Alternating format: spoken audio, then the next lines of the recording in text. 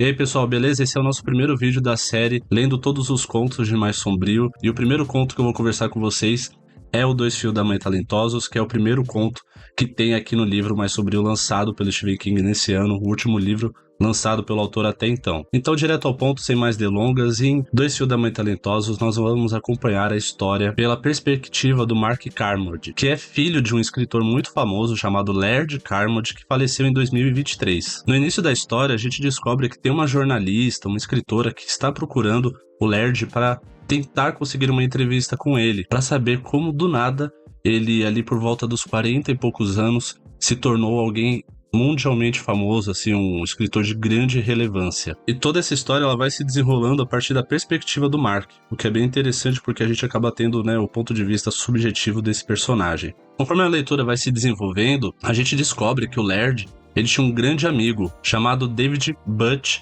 Laverdier, e ambos se tornaram famosos exatamente na mesma época. E é curioso que antes dessa fama, os dois eles viviam ali na mesma cidade, era uma amizade realmente de longa data. Eles cresceram numa cidadezinha simples de interior chamada Harlow, que inclusive fica próxima a Castle Rock, que é uma cidade aí muito conhecida, né, por quem já tem o costume de ler algumas histórias de Stephen King que se passam em Castle Rock. E realmente o King ele vai descrevendo a amizade desses dois e você percebe que é uma amizade, daquelas amizades assim, realmente puras, verdadeiras, de pessoas que não são irmãos, mas pela força da amizade acabam tendo esse sentimento de como se fosse realmente irmãos de verdade. E assim, eles tinham vidas muito simples, muito normais, muito comuns. Eles eram donos de um lixão dessa cidadezinha do interior, mas eles nutriam ali, eles tinham hábitos, né, artísticos. O Laird era um aspirante a escritor, enquanto o Butch tinha muita facilidade para desenhar, para pintar, ele tinha realmente uma ligação mais forte com esse lado das artes plásticas. Só que a grande questão é que ambos, por mais que eles tentassem se desenvolver, quem sabe conseguir um sucesso dentro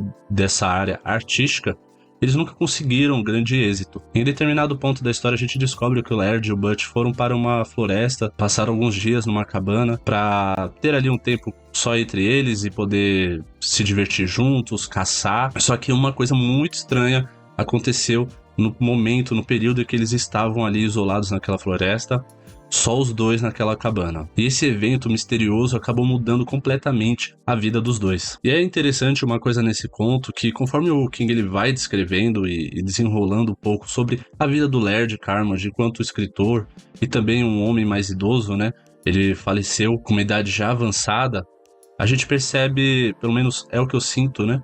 O King ele coloca um pouco de si nesse personagem, nesse escritor. E eu sinto isso tanto do ponto de vista do Laird enquanto escritor famoso e de grande sucesso, como também do Laird enquanto um homem idoso, né? A gente sabe que o King já tem ali seus 70 e poucos anos, já é realmente um homem idoso e com grande bagagem de vida, além de que ele também é um escritor que escreveu inúmeros livros.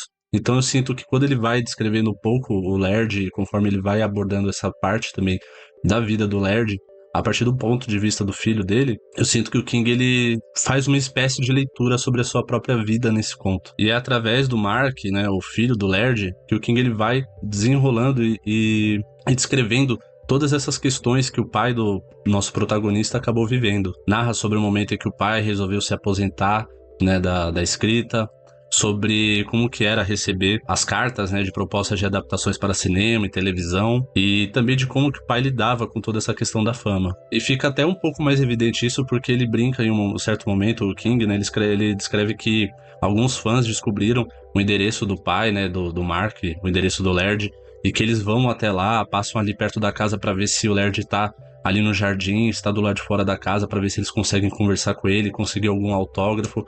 E a gente que conhece um pouco mais a história do King sabe que a casa dele se tornou uma espécie de ponto turístico na cidade onde ele mora, né? Em Bangor, se eu não me engano, no Maine. Conforme você vai lendo o conto, você vai percebendo que existem ali certos elementos da vida do King que ele colocou realmente dentro desse conto. E é bem nítido como o King, através desse conto, ele tenta compreender de onde vem o sucesso, de onde vem a fama. Será que o King conseguiu na vida dele foi apenas obra do acaso ou existia algo a mais além disso? E é uma questão que ele traz justamente aqui para a história do Laird. porque a fama que ele alcança está justamente atrelada ao que aconteceu na cabana naquele período. Eu gostaria de trazer até um trecho a respeito desse questionamento que o King se faz, né, sobre o que faz uma pessoa talentosa conseguir sucesso enquanto outras que também têm o mesmo talento não conseguem. Por todo o país, por todo o mundo, homens e mulheres estão pintando quadros, escrevendo histórias, tocando instrumentos. Alguns desses aspirantes frequentam seminários, oficinas e aulas de arte. Alguns contratam professores. O fruto do trabalho deles é devidamente admirado por amigos e parentes, que dizem coisas como "Uau, é ótimo", então esquecem. Porque tem sempre alguém pintando quadros, alguém contando histórias, alguém tocando Call Me The Breeze no violão. A maioria é esquecível. Alguns são competentes, uns poucos são indeléveis. Por que é assim? Não sei. Então a gente percebe que realmente é um questionamento que o King se faz, ele busca entender o que leva alguém que tem talento conseguir relevância, fama, importância na área artística, né? Seja escrevendo, seja pintando. E a realidade é que a gente não consegue definir, né, uma resposta certa para essa pergunta. E existem muitas perguntas em torno disso e acho que a gente não consegue dar uma resposta sobre o que acontece para que algumas pessoas que são muito talentosas não consigam essa relevância e outras que são também consigam. E fica bem evidente para mim mesmo que o King ele usa esse conto para refletir sobre essas questões, refletir sobre a sua vida enquanto escritor, ao mesmo tempo em que ele também reflete sobre o ponto da vida em que ele está hoje, né, em que ele é um homem mais velho, mais de idade, né, um homem idoso e as questões que isso traz, né, as dificuldades que esse período da vida de uma pessoa acaba trazendo. E a respeito dessas questões que o King traz, né, ele aborda sobre o que pode levar alguém a se tornar famoso ou não. A gente pensa, por exemplo, em Carrie, que é um livro que tem uma história assim muito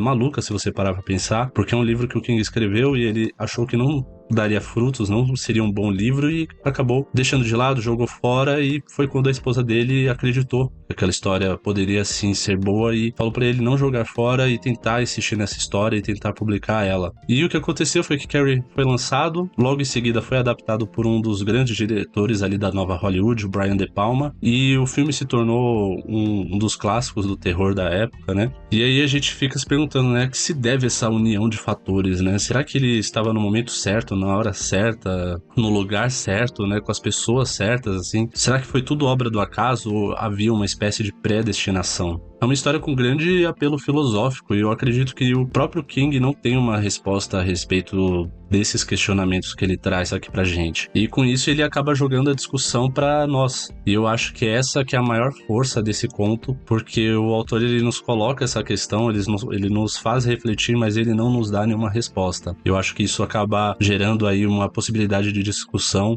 muito interessante. O que é talento, de verdade?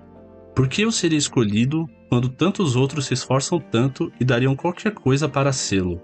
Por que há tão poucos no topo da pirâmide? Talento, em teoria, é uma resposta. Mas de onde vem e como cresce?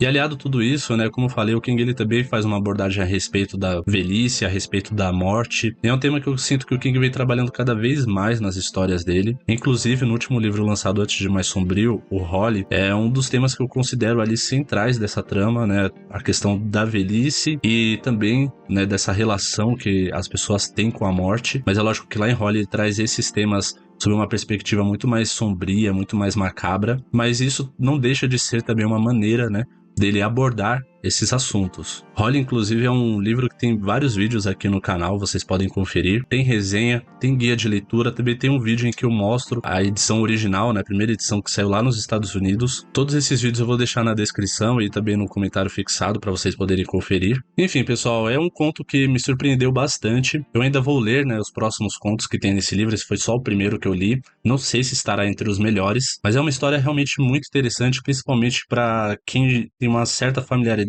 com a biografia do King, já que eu sinto que há ali realmente várias referências sobre a vida pessoal dele e também da vida dele como escritor, além de ser um conto que traz reflexões sobre a realidade que o King vive atualmente, né, de um homem mais velho, em que ele se questiona realmente sobre toda a sua trajetória. Dois Fios da Mãe Talentosos É sobre um autor que talvez sinta que já disse tudo o que podia ter dito, sobre um escritor que se tornou uma pessoa mundialmente famosa, né? Não só com relação à sua área artística, mas também no cinema, na televisão e assim por diante. E sobre um homem que envelheceu e reflete sobre a sua vida e o surgimento de todas essas coisas que levaram ele a chegar a esse ponto. Eu espero que vocês tenham gostado e que acompanhem essa série. Se você quiser ver mais vídeos do canal, tem mais opções aqui do lado na tela para você clicar e assistir. E nos vemos aí numa próxima. Valeu, pessoal. Falou!